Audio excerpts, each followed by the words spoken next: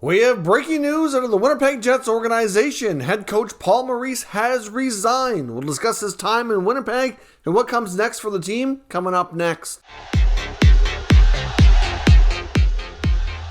So welcome back to another video here at Top Shelf Hockey. As I mentioned, we have some pretty significant breaking news from the Winnipeg Jets organization.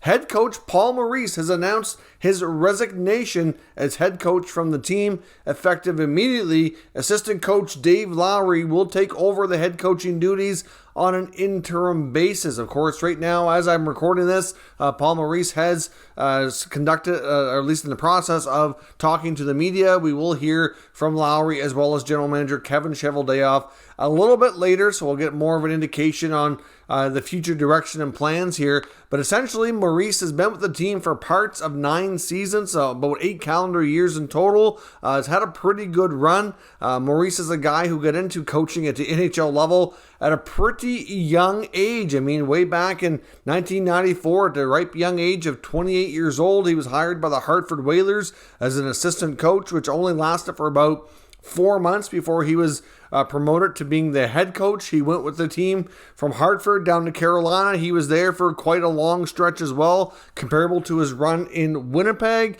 So obviously a lot of success there with the Hurricanes organization as well, including the Stanley Cup in 2006. Maurice has had a solid run during his time in Winnipeg. But essentially what's happened here, we knew the Jets were not having a great season. They're not having a terrible one either, but it certainly could be better. They've had their fair share to deal with this year, like many teams, when it comes to COVID issues and injuries and things just not going well. They had a solid start, but then they've had some skids too. And Maurice basically just felt like this team needs a new voice. And he said to the media that the team did not quit on him. It's not a scenario that things were getting bad. He just felt that it was time for this team to have a new voice and a new personality to come in and give them the push that they need and deserve to take it to the next level. I mean, that's quite something for coaches to kind of understand and realize that a lot of them end up pushing forward and trying their best to make it work.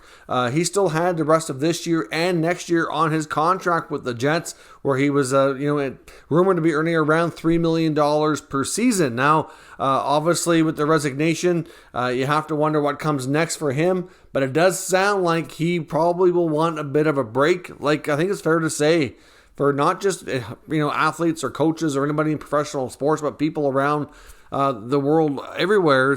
This pandemic has taken its toll, on a lot of people. Obviously, and you look at these guys in the NHL and NBA, NFL, etc., have all these extra protocols and all these safety things that they got to do. They went through a long stretch of hockey not being normal. It's just starting to get normal, for this year, and then now we're already running into issues with high COVID numbers and some places cutting back attendance, and depending on where you travel to, like, it's really taxing on people. And I can just imagine, mental health is a big deal, and for some people it takes its toll. You just need a break.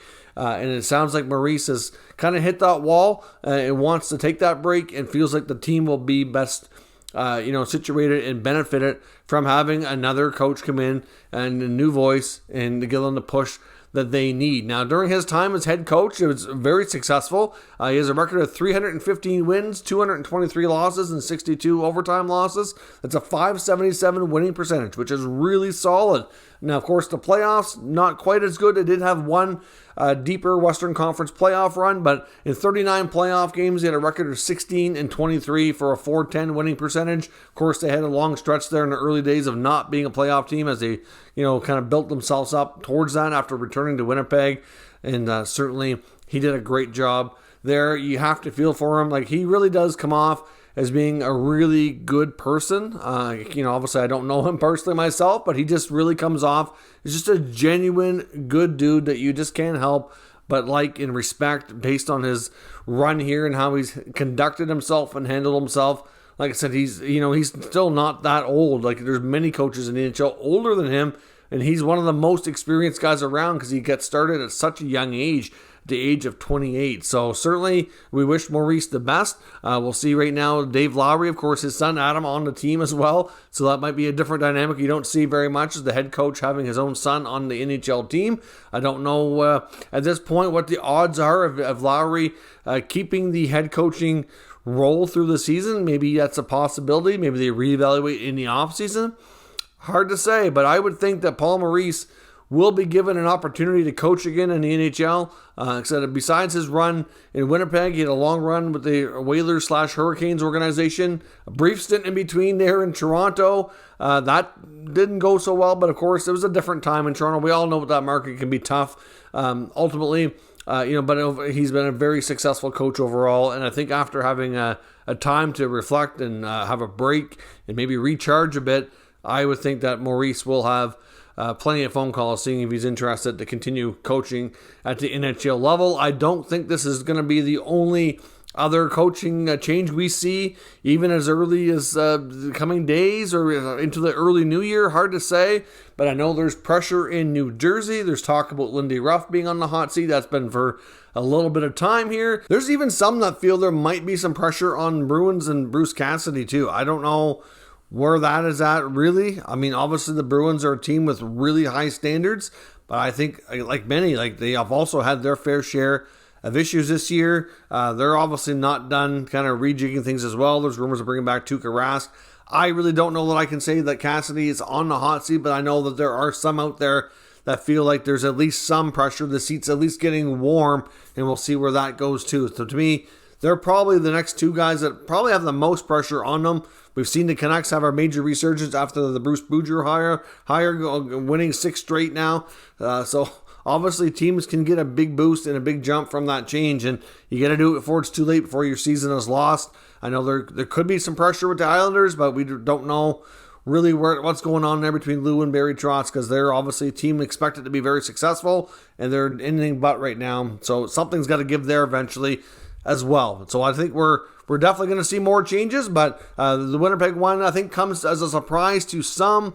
This wasn't a huge shock to me. I'd heard rumblings, especially through the Cold Stove podcast and NRD on Twitter, who's an anonymous insider but does have reliable information.